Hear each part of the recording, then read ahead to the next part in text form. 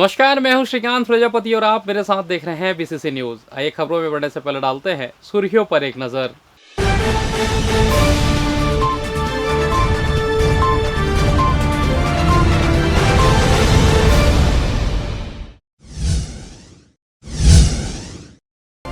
स्थानीय खेलों को प्रोत्साहन, छत्तीसगढ़िया ओलंपिक का आयोजन।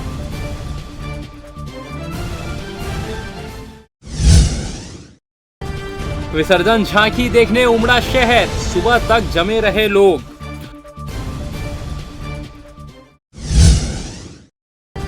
विसर्जन के दौरान सदर बाजार में बवाल, मारपीट तोड़फोड़ की घटना।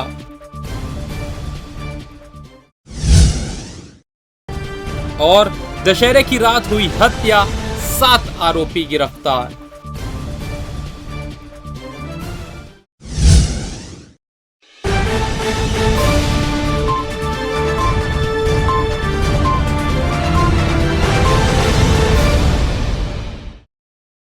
तो ये थी सुर्खियां, अब खबरें विस्तार से।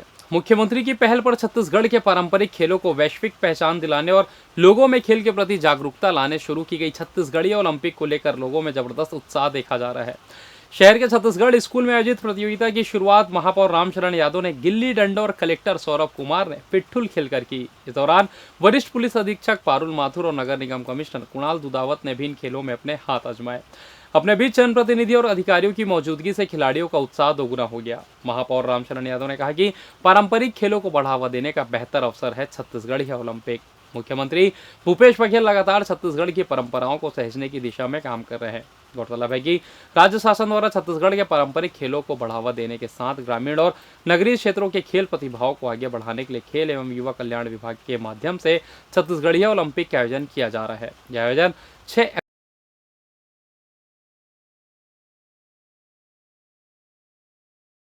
जब से छत्तीसगढ़ प्रदेश के मुखिया बने हैं, माननीय मुख्यमंत्री जी का सोच है कि छत्तीसगढ़ में जितने प्रकार के तीज, त्योहार, खेल कूद और छत्तीसगढ़ की परंपरा को बढ़ाने के लिए वो लगातार 4 साल से काम कर रहे हैं। उसी के तहत अब छत्तीसगढ़ स्पोर्ट्स भी शुरू हो गया है, जिसमें छत्तीसगढ़ के कबड्डी, खो खो, डुडवा, गिल्ली डंडा, भौरा सभी प्रकार के खेल को प्रोत्साहन देने के लिए पूरे छत्तीसगढ़ में आज छत्तीसगढ़ी खेल का आयोजन किया जा रहा है, जो हमारे लिए और छत्तीसगढ़ के लिए बहुत ही महत्वपूर्ण है। जो एक इतिहास रहा है छत्तीसगढ़ का, आज क्रिकेट के दौर पे सब लोग क्रिकेट और अन्य जो खेल है उसके पीछे जाते हैं, लेकिन हमारा छत्तीसगढ़ का जो मूल है, जिसको कई लोग जानते नहीं हैं, चर्रा भी बोलते हैं, चर्रा खेलते हैं, डुडवा खेलते हैं, कबड्डी खेलते हैं, गिल्ली डंडा खेलते हैं, भौरा खेलते हैं, जो हमारा नया पीढ़ी भूल चुका था, उसको फिर से पुनर्जीवित करने के लिए माननीय मुख्यमंत्री के द्वारा यह आयोजन पूरे छत्तीसगढ़ में किया जा रहा है। वो यही है कि हम वो सभी खेल जो सालों से गांव में होते आ रहे थे, सालों से हमारे घरों में होते आ रहे थे, पर कभी उनको एक संस्थागत रूप से एक ढांचा नहीं मिल पाया, उनको वो प्लेटफॉर्म नहीं मिल पाया। उनको प्लेटफॉर्म मिले, हम वापस अपने जड़ों से जुड़ पाएँ, अपने रूट से जुड़ पाएँ और जो हमारी संस्कृति है उसको सहेज पाएँ। सर, आपने भी हाथ आजमाया है, इसमें कैसा लगा? मेरे को काफ़ी मुश्किल लगा पर मेरे को भरोसा है कि प्रैक्टिस करेंगे तो अच्छा खेल पाऊंगा। इस बार दीपावली जोरों से मनने वाली है। इसके लिए जल्द ही पटाखा बाजार सजकर तैयार हो जाएगा। पटाखा बाजारों में उचित व्यवस्था को लेकर पटाखा व्यापारी संघ ने तैयारी शुरू कर दी है। इसी कड़ी में पुलिस ग्राउंड मैदान में सजने वाले पटाखे की दुकानों के लिए गुरुवार को पूजा अर्चना कर दुकानों को आवंटन शुरू कर दिया गया है।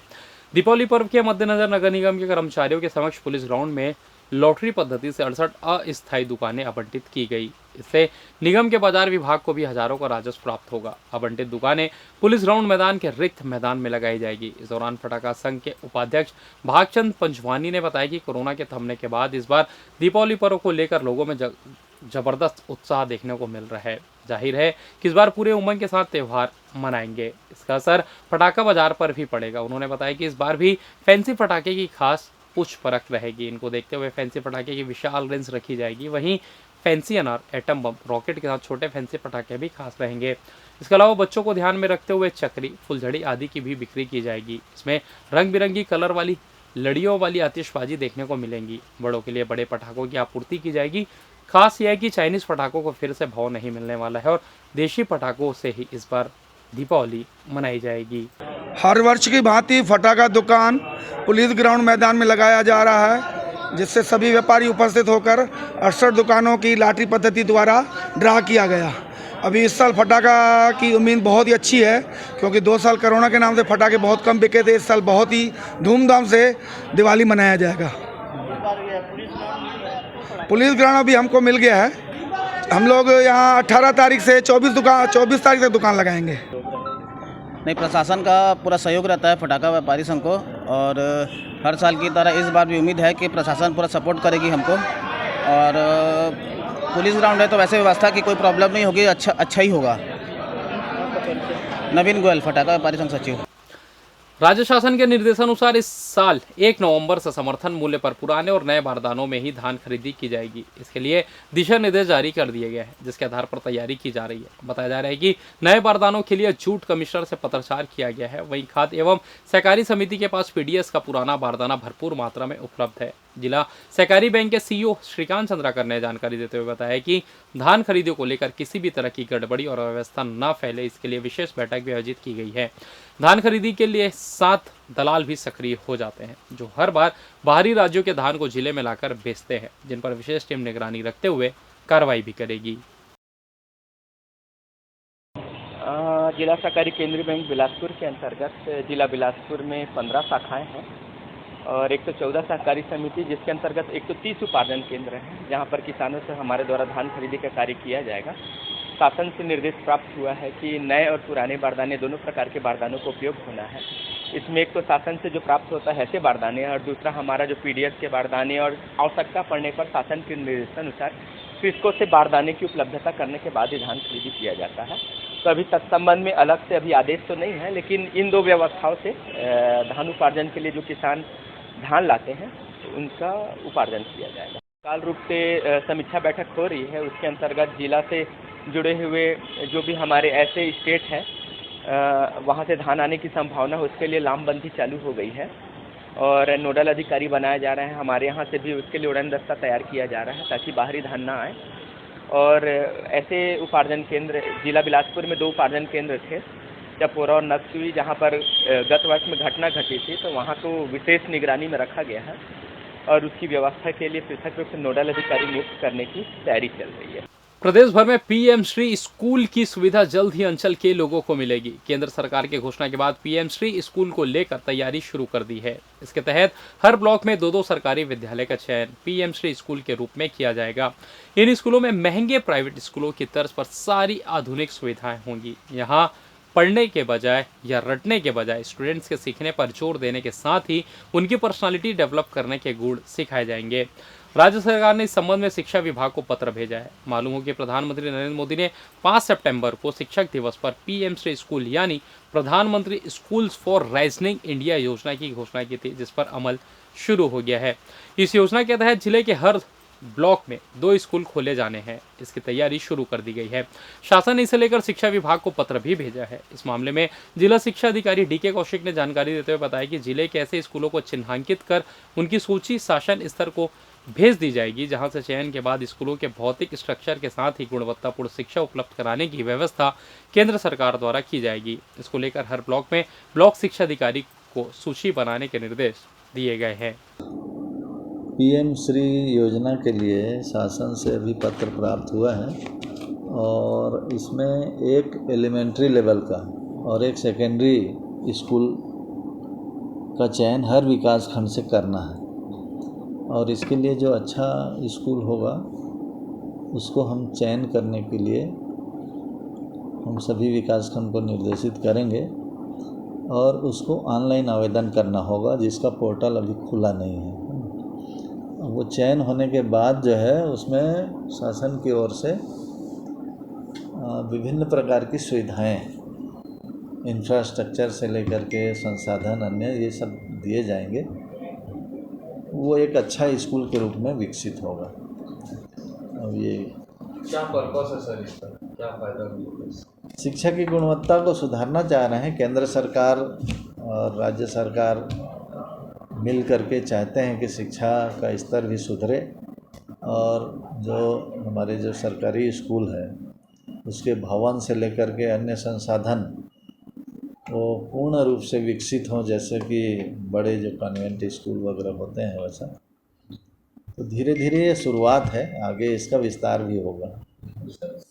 2 अक्टूबर गांधी जयंती के अवसर पर लायंस क्लब सेवा पखवाड़ा के रूप में मना रहे हैं। इसी कड़ी में शुक्रवार को लायंस क्लब बिलासपुर द्वारा सेवा पखवाड़ा के तहत 1 से 10 अक्टूबर तक मेडिकल चेकअप के तहत पाइल्स जैसे गंभीर बीमारी व गुदा द्वार में आई समस्याओं का निःशुल्क उपचार किया जाएगा, जिसमें मरीजों को गंभीर अवस्था व क्रिटिकल इलाज के लिए जिला आयुर्वेदिक चिकित्सालय नूतन चौक में इलाज के लिए व्यवस्था की गई है, जो कि लायंस क्लब द्वारा पूर्ण रूप से निःशुल्क है।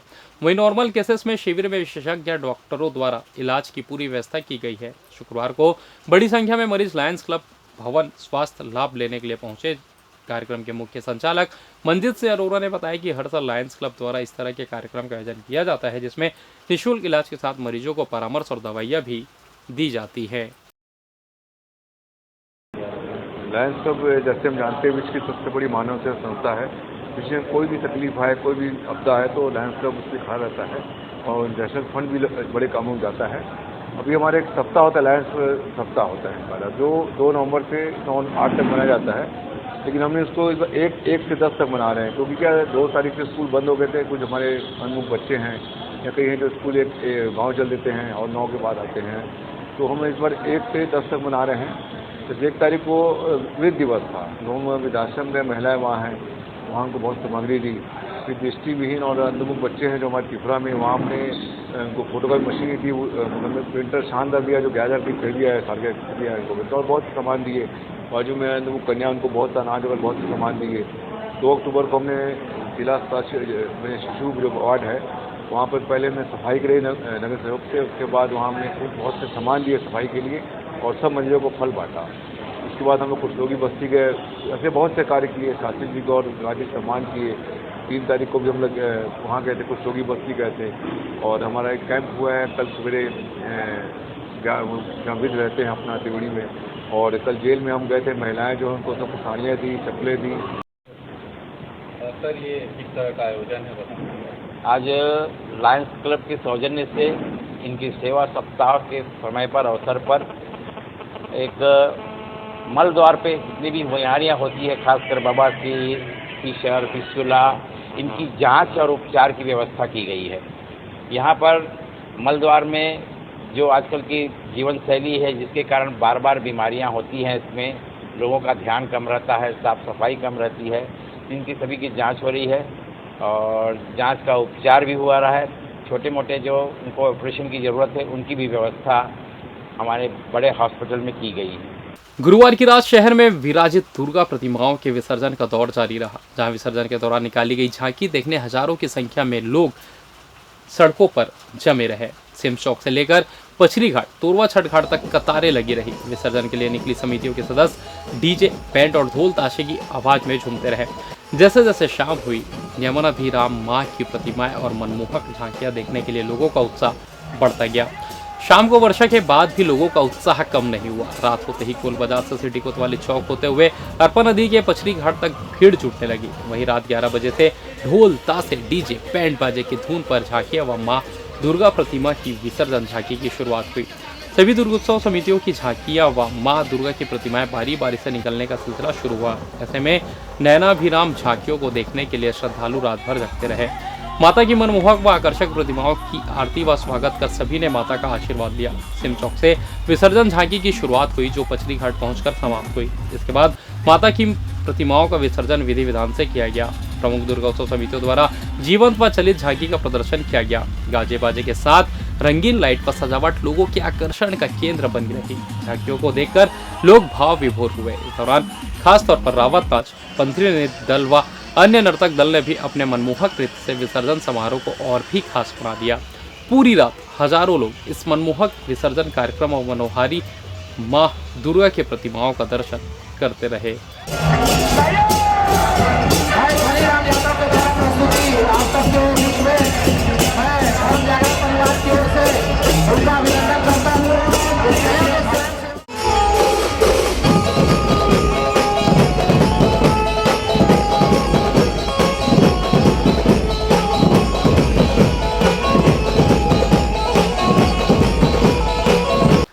फिलहाल यहाँ वक्त तो चला छोटे से ब्रेक का, मिलते हैं ब्रेक के बाद, कहीं जाइएगा नहीं। पिछले 17 वर्षों से रियल एस्टेट के क्षेत्र में दे रहे हैं अपनी सेवाएं और लगातार शहर की जनता को एक नई लिविंग लाइफस्टाइल। अपने कार्यों एवं सेवाओं के माध्यम से लाखों लोगों के उम्मीदों को दिया है आकार, इसलिए जिले में ही नहीं पूरे प्रदेश में इनकी पहचान है बरकरार। आपके सपनों के घर को हकीकत में बदल कर है दिखाना, इसलिए आपके लिए लेकर आए हैं भाटी आशियाना।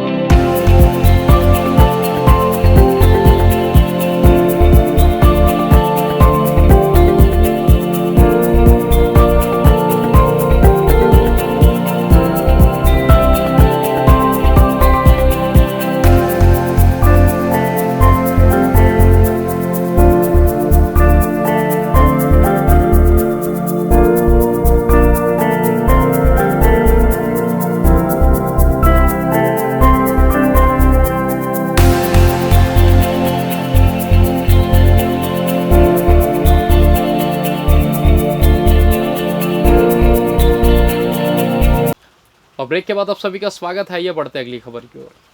विसर्जन को लेकर इस बार जमकर मारपीट हुई है, जहां कई के सर फूटे तो किसी के हाथ पैर। यही नहीं, डीजे पर भी गुस्सा निकाला गया। देखिए ये खास रिपोर्ट। बीच भीड़ में मारपीट, युवती को पीटा, फिर डीजे गाड़ी पर अपना गुस्सा निकाला। ये किसी बलवे या किसी और शहर का नज़ारा नहीं, बल्कि ये हमारे संस्कार धानी के युवकों का तमाशा है, जिन्होंने दुर्गा विसर्जन में अपनी खूब दुश्मनी निकाली। सिटी कोतवाली थाना क्षेत्र में दुर्गा विसर्जन के दौरान कई गुट आपस में भिड़ गए, जिसमें कुदुदंड के युवकों पर रंजिश रख कुछ युवक अपनी भड़ास निकालना चाहते थे, लेकिन कुदुदंड के युवक धूम दबाकर भाग निकले और वहां पर रख गई तो सिर्फ उनकी डीजे वाली गाड़ी, जिस पर युवकों ने ईंट, पत्थर और डंडों से डीजे को तहस नहस कर दिया।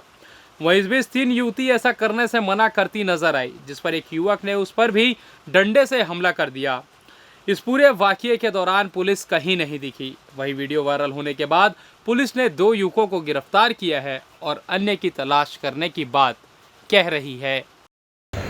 बीती रात कोतवाली क्षेत्र में देवी प्रतिमाओं का विसर्जन किया जा रहा था। इसी दौरान आज प्रातः लगभग 6 से 6:30 के बीच सिम्स के पास कोरोना चौक में दो दुर्गा समितियों के बीच आगे बढ़ने की होड़ को लेकर मारपीट हुई है, जिसमें दोनों पक्षों के रिपोर्ट पर थाना कोतवाली में FIR पंजीबद्ध कर मामला की विवेचना में लिया गया है।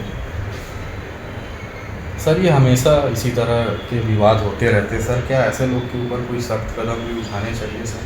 जिस प्रकार की घटना हुई है उसमें विधि संगत धाराएं लगाई गई हैं और वैधानिक कार्रवाई की जा रही है। क्या सर किसी की पहचान हो पाया सर इसमें किस तरह से? वीडियो फुटेज जो प्राप्त हुए हैं उसमें आरोपियों की पहचान की जा रही है और यथाशीघ्र उनकी गिरफ्तारी कर ली जाएगी। जा रही है कि ये धार्मिक से जुड़ा हुआ मामला है, ये बताएंगे सर इस पर? नहीं, ऐसी कोई बात नहीं है। दोनों पक्ष को जो विवाद हुआ दोनों दुर्गा समिति से जुड़े हुए थे। अभी दुर्गा समिति से के दो पक्षों के बीच ये विवाद हुआ। धार्मिक से रिलेटेड कुछ नहीं है ना सर ऐसा? नहीं, ऐसा कोई भी तथ्य नहीं है। दुर्गा विसर्जन में हुए इस हमले ने पुलिस की नाकामी को उजागर कर दिया है। पता नहीं पुलिस के हौसले पस्त है या अपराधियों के हौसले बुलंद। वजह चाहे जो भी हो, लेकिन इन दिनों कानून की धज्जियां जिले में खूब उड़ रही है।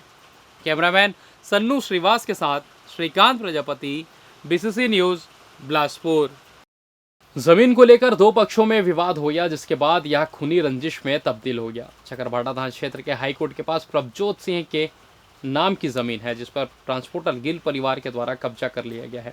इस जमीन को लेकर प्रभजोत और गिल परिवार के द्वारा कई बार विवाद हो चुका है। शुक्रवार को भी प्रभजोत अपनी जमीन पर बाउंड्री वॉल करने गए थे, जिस पर गिल परिवार के द्वारा प्रभजोत पर जानलेवा हमला कर दिया गया। इस हमले में प्रभजोत के सिर और हाथ पैर पर चोट आई है। इसके अलावा इस प्राणघातक हमले में प्रभजोत का एक दांत भी टूट गया है। इस मामले में चकरभाटा पुलिस ने मामला दर्ज कर लिया और कुछ लोगों को हिरासत में लेकर मामले की जांच शुरू कर दी है। छत्तीसगढ़ में पिछले 24 घंटों के दौरान कोरोना वायरस से 36 और लोगों के संक्रमित होने की पुष्टि हुई है। इसके साथ ही राज्य में गुरुवार तक 71 लोगों ने घर में पृथकवास की अवधि पूरी की, जबकि 2 मरीजों की मृत्यु हुई। स्वास्थ्य विभाग के अनुसार गरियाबंद, जांजगीर चांपा, सरगुजा से कोरोना वायरस के 1-1, तो जशपुर, कोरबा, बालोद से 2, धमतरी से 3, राजनांदगांव और बेमेतरा से 5 तथा दुर्ग और रायपुर से 6 मामले सामने आए हैं। इसके साथ अब छत्तीसगढ़ में 11,76,533 लोग संक्रमित हो चुके हैं, जिनमें से 11,62,106 मरीज इलाज के बाद ठीक हो गए हैं। वहीं राज्य में अभी भी 290 मरीज उपचाराधीन है, जबकि इस वायरस ने 14,137 लोगों की मौत हो चुकी है। प्रदेश में विद्युत व्यवस्था को दुरुस्त करने नवीन विद्युत केंद्रों की स्थापना करने का निर्णय लिया गया है। प्रदेश के मुखिया भूपेश बघेल द्वारा दूरस्थ क्षेत्रों के लोगों की सुविधा में वृद्धि करने के लिए प्रदेश भर में 88 नवीन विद्युत वितरण केंद्र और 2 उप संभाग सृजित करने के निर्देश दिए गए हैं। मुख्यमंत्री ने वनांचल, सरगुजा और बस्तर संभागों में सबसे अधिक विद्युत वितरण केंद्र खोलने के निर्देश दिए हैं। उन्होंने कहा कि इन क्षेत्रों में विद्युत केंद्र खुल जाने से बिजली संबंधी रखरखाव में तेजी आएगी। साथ ही वनांचल के लोगों को बिजली से संबंधित कार्यों के लिए उनके नजदीक ही विद्युत कार्यालय स्थापित होंगे। उन्होंने छत्तीसगढ़ स्टेट पावर कंपनी के अधिकारियों को मैदानी क्षेत्र, विशेषकर नए जिलों में वितरण केंद्रों की स्थापना को प्रमुखता देने के निर्देश दिए हैं। इन केंद्रों के शुरू होने के बाद प्रदेश में कुल 532 विद्युत वितरण केंद्र एवं 156 विद्युत उप संभाग हो जाएंगे। बस्तर तथा सरगुजा संभागों में सबसे अधिक वितरण केंद्र खोले जाएंगे। सरगुजा, रायगढ़ तथा बेमेतरा जिले में 6 वितरण केंद्र, जशपुर और कोरबा जिलों में 5, बलरामपुर, रामानुजगंज, राजनांदगांव में 4, मनेन्द्रगढ़, चिरमिरी, दुर्ग, कबीरधाम, बिलासपुर, गरियाबंद में 3, कोरिया, कोंडागांव, नारायणपुर, मोहला, मानपुर, अंबागढ़, चौकी, रायपुर जिलों में 2, दंतेवाड़ा, गौरेला, पेंड्रा, मरवाही, धमतरी, बलौदाबाजार में 1 वितरण केंद्र और शक्ति एवं दुर्ग में उप संभाग स्थापित किए जाएंगे। इधर दशहरा प्रोग्राम देखकर वापस लौट रहे 2 सगे भाइयों पर प्राणघातक हमला कर दिया गया। यह घटना श्रीगड्डी थाना क्षेत्र के नकपुरा की है, जहां नकपुरा में रहने वाले कमलेश रात्रे और करण रात्रे दोनों भाई हैं। दशहरा देखकर वापस गांव लौट रहे थे। इस बीच गांव के 7 लोगों ने दोनों भाइयों को घसीटकर अपने आंगन में ले आए, जहां पर दोनों के ऊपर डंडे और रापक के बेट, चाकू के साथ प्राणघातक हमला किया गया। इस हमले में कमलेश रात्रे गंभीर रूप से घायल हो गए, जिन्हें इलाज के लिए सिम्स हॉस्पिटल लाया गया, जहाँ डॉक्टरों ने उसे मृत घोषित कर दिया। श्रीगड्डी पुलिस ने इस मामले में 7 लोगों को गिरफ्तार किया, जिसमें से एक नाबालिग है। सभी के खिलाफ हत्या, आर्म्स एक्ट, विभिन्न धाराओं के तहत मामला दर्ज कर सभी आरोपियों को जेल दाखिल कर दिया गया है। और फिलहाल इस बुलेटिन में बस इतना ही। मुझे दीजिए इजाजत, फिर होगी आपसे मुलाकात। तब तक देखते रहिए BCC news.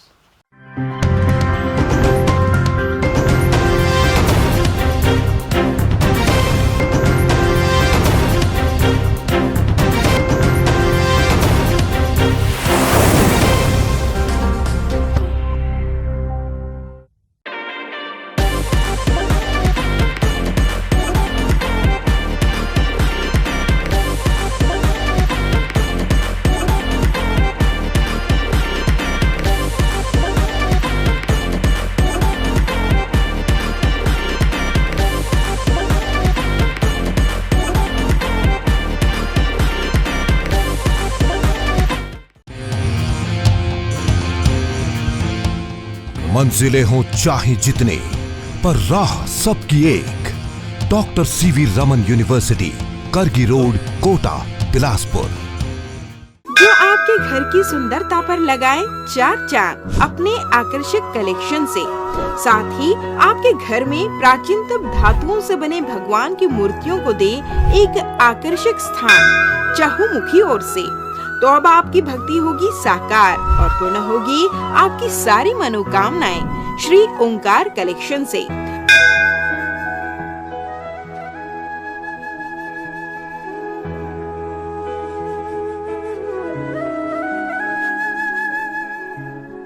Shri Omkar collection भगवान की मूर्तियाँ, पोशाक, श्रृंगार से लेकर पूजा की सामग्री व घर की आकर्षक सजावट के लिए साज सज्जा की विभिन्न सामान उचित मूल्य में मिलने का एकमात्र स्थान Shri Omkar collection, a place of blessings, 36 city mall, 2nd floor, shop number 44, Bilaspur, Chhattisgarh. अधिक जानकारी के लिए संपर्क करें 9752 112299।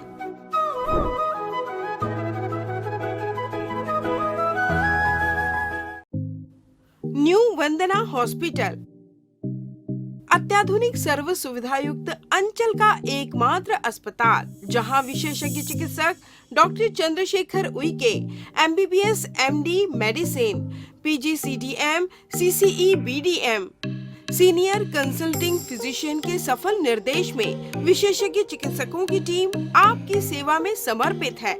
हमारे यहाँ विशेषज्ञ चिकित्सकों में doctor NK Sao MBBS MS general surgeon, doctor Sarvjeet Meravi MBBS MS laparoscopic surgeon, doctor Bhagyalakshmi V MBBS MD AIIMS स्त्री रोग विशेषज्ञ, doctor Aditi Meravi MBBS MD gold medalist paediatrics शिशु रोग विशेषज्ञ की टीम उपलब्ध है।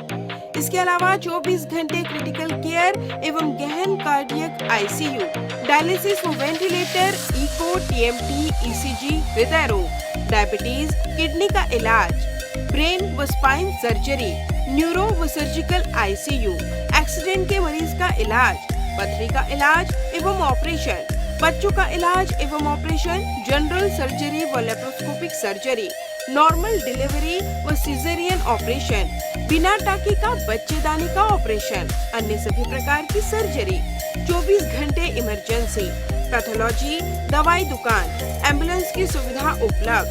New Vandana hospital, nature city gate, Mungeli road, Uslapur, Bilaspur. परामर्श के लिए संपर्क करें 07752 299040। आपातकालीन संपर्क 7089501234, 9516622372, 7003409667। मैं doctor Chandrashekhar Uike MD medicine, director new Vandana hospital. हमारा हॉस्पिटल जो है कोविड काल में भी जो है बिलासपुर की जनता को बहुत अच्छी तरीके से सेवा प्रदान किए हैं एवं सफलतापूर्वक कई मरीजों को यहाँ पर हमने ठीक किया है। कोविड काल के पश्चात यह अस्पताल नॉन कोविड हॉस्पिटल के रूप में संचालित है और यहाँ पर आयुष्मान कार्ड द्वारा मरीजों के निःशुल्क इलाज की भी व्यवस्था चालू हो चुकी है। बिलासपुर की जनता के लिए यह अस्पताल सदा समर्पित है, सेवा भाव से कार्य यहाँ पर किया जाता है और आगे भी हम बिलासपुर की जनता को बहुत अच्छे तरीके से, सुविधाजनक तरीके से इलाज करने हेतु प्रतिबद्ध हैं। Sky premium gym,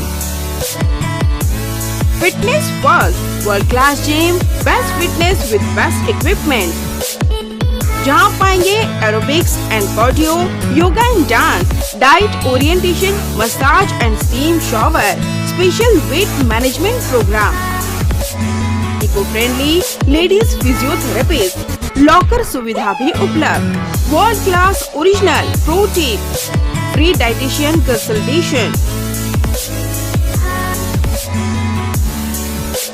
Our address in front of BR Plaza and Narayan Plaza.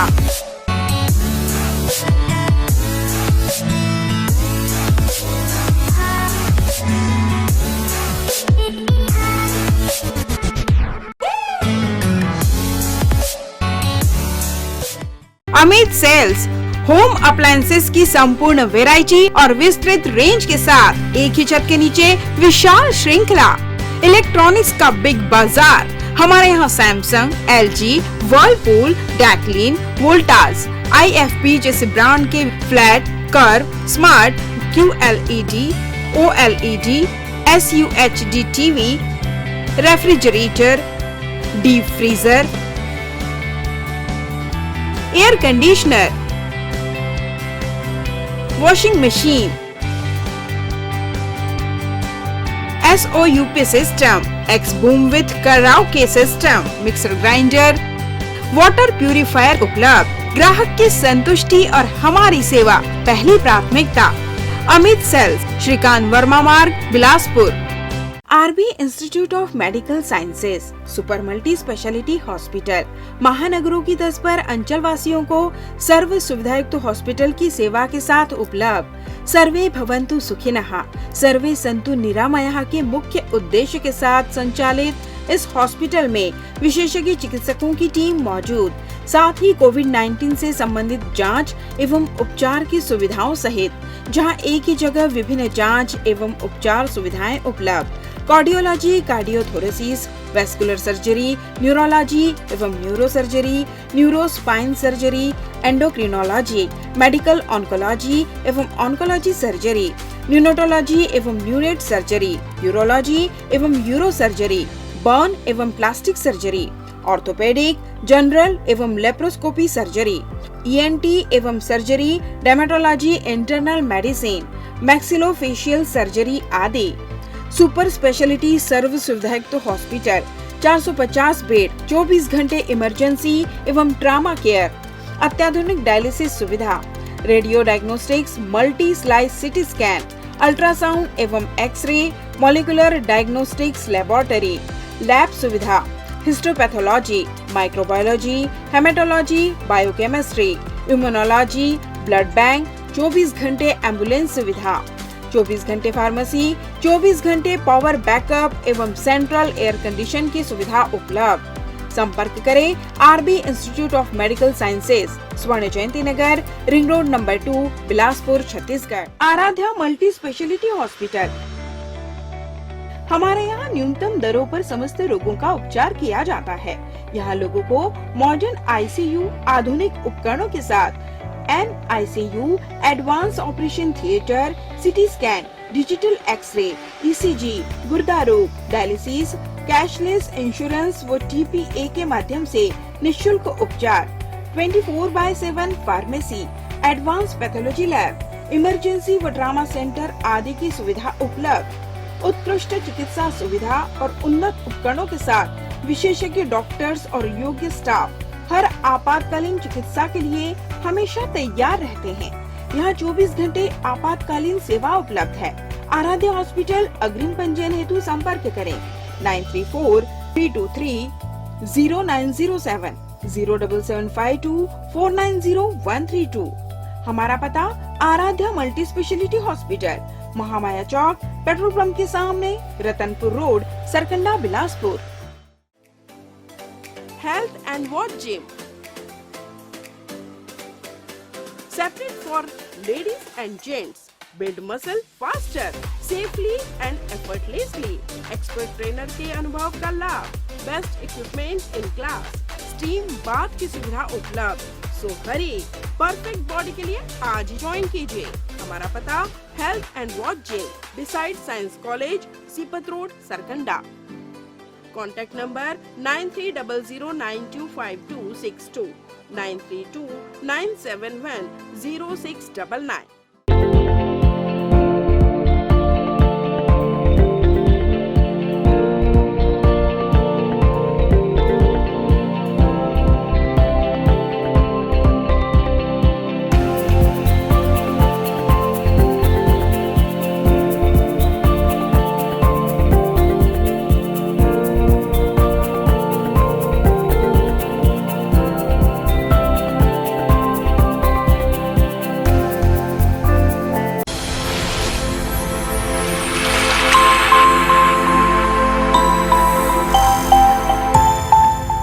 Unity hospital, अंचल का सर्वश्रेष्ठ सर्व सुविधायुक्त हॉस्पिटल जहां डॉक्टर अंकित ठकराल MBBS MS ENT नाक कान गला रोग विशेषज्ञ चिकित्सक अपनी सेवाएं दे रहे हैं।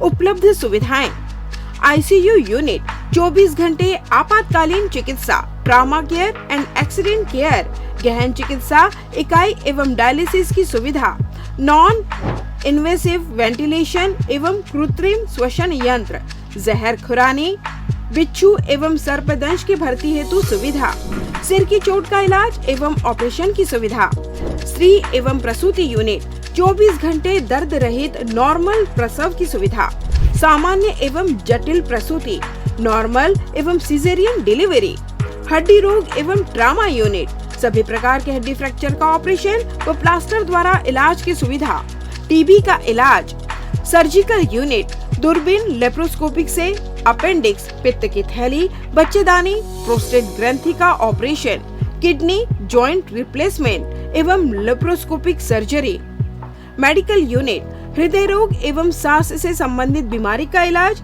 डायबिटीज एवं ब्लड प्रेशर जांच एवं उपचार, न्यूरो एवं स्पाइन लकवा, मस्तिष्क, मलेरिया, पीलिया, मल्टी ऑर्गन फेलियर के मरीजों का इलाज, न्यूरोलॉजी, मिर्गी, झटके, दिमागी अपरिपक्वता, मस्तिष्क ज्वर, दिमागी मलेरिया इत्यादि का उपचार, ब्रेन ट्यूमर, नेत्र रोग यूनिट, मोतियाबिंद ऑपरेशन, डायबिटीज मरीजों के रेटिना का इलाज, ENT सुविधाएं, कान के पर्दे में छेद व कान बहना व मवाद आना, लार ग्रंथि, मुंह, जबड़ा, गला व अन्न की नली के कैंसर की जांच व उपचार, मुंह का कम खुलना, नाक के फ्रैक्चर एवं प्लास्टिक सर्जरी, विशेष सुविधाएं, 24 घंटे पैथोलैब, एम्बुलेंस उपलब्ध, pharmacy, sonography, x-ray, ECG, TMT, echocardiography, health checkup package, टीकाकरण। हमारा पता unity hospital, brilliant public school campus, mission hospital road, Bilaspur.